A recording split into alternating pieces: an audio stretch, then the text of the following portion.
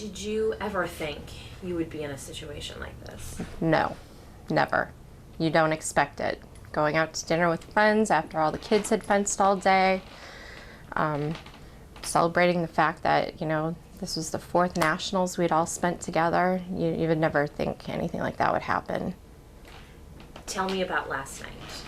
So we were at the restaurant in the Omni called the Owner's Box and eating dinner. Kids were at one table, we were at the other. And when you walk into the Owner's Box, there's the hostess stand and then the bar and then the restaurant that then loops around this way. And suddenly a bunch of people kind of rushed away from the bar area, and we kind of stood up like, what's going on, thinking it's probably like a bar brawl or something that people are getting out of the way of. It's a sports bar. It's, you know, 9-something at night. It happens.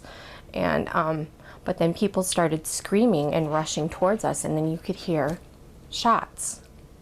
And everybody scattered through the 2 back doorways. One was led to a bathroom, which unfortunately is where the kids ran to. And we ran to the kitchen, not knowing that that didn't loop into the bathroom. So when I realized that when I was back in the kitchen, I bolted out of there and over a wall to get to all the children that were there. Describe those gunshots. What did they sound like? It was pop, pop, pop. You heard several in a row. So we got all the kids into the kitchen with us finally, once we all found each other. And they were pushing us back through a back hallway off of the kitchen, and suddenly you heard more gunshots and screams, and people were ducking and running back towards us. So everybody rushes out of the kitchen, and we tried to, you know, keep everybody together and do our best to all stay together and get out of there. You're sure those were gunshots? It sounded definitely, I mean, it was unmistakable. Were they like rapid fire gunshots? Yes, yes. What is going through your head at this moment? Keeping calm, keeping everybody together.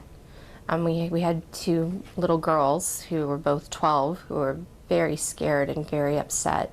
And one of them, even though she's like a daughter to me, she was separated from her mom, who was about 10 people back. And at that point, I just wanted to keep them all together and not let those little girls out of my sight. And then we also had 2 bigger kids who were 15, about 4 people ahead of us, and I wasn't taking my eyes off of them. And my husband was back with the other parents. And then we finally all got everybody back together. But it was just mostly like, keep your head on straight and think and listen. What happens next?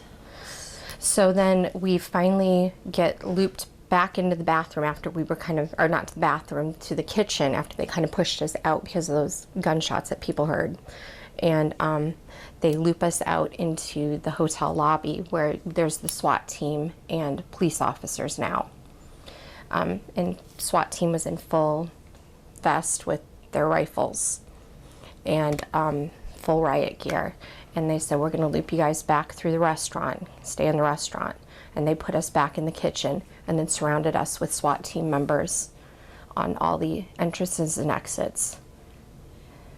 Were you hearing any more gunshots? Not at that point. Not at that point. And this SWAT team was walking through periodically. I don't know if they were checking on if everybody was okay, if they were looking for something, was unclear.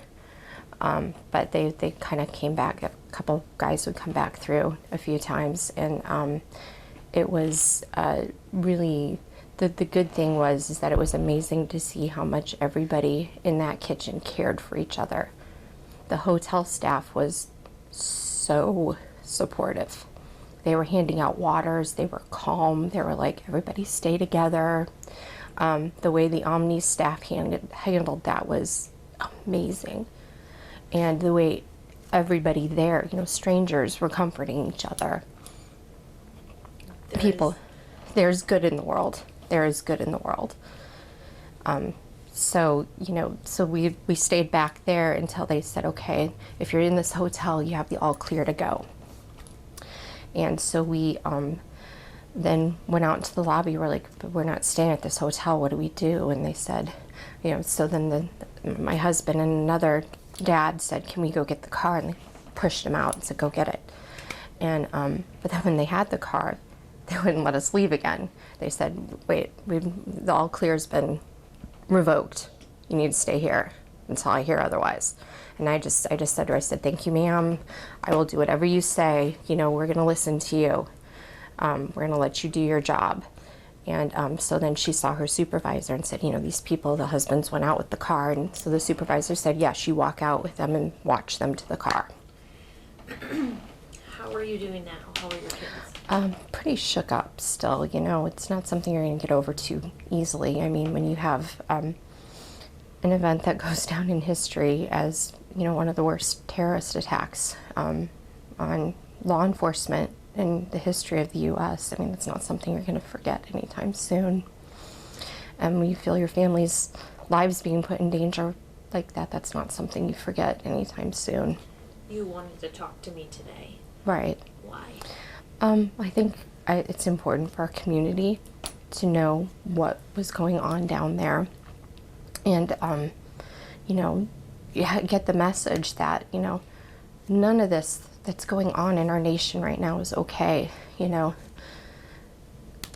Cops, allegedly or not allegedly profiling, young black men. That's not okay. Shooting innocent people, innocent police officers who had nothing to do with those other police forces. That's not okay. I mean, it's not going to solve anything. We all need to band together and as humans and be human and build each other up, not tear each other down. How is your daughter handling it? You can probably look over there and see she's pretty upset, and I know it's probably going to be up and down for quite a while with her. She's going to hear noises that take her back to that moment. She's going to see things that take her back to that moment.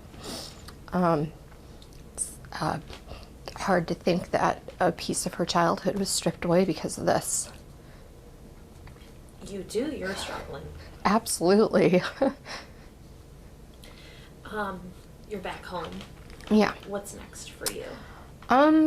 Well, we are just going to hopefully get a good night's sleep, unlike last night, now that we're in our own house and we're familiar with the noises around here.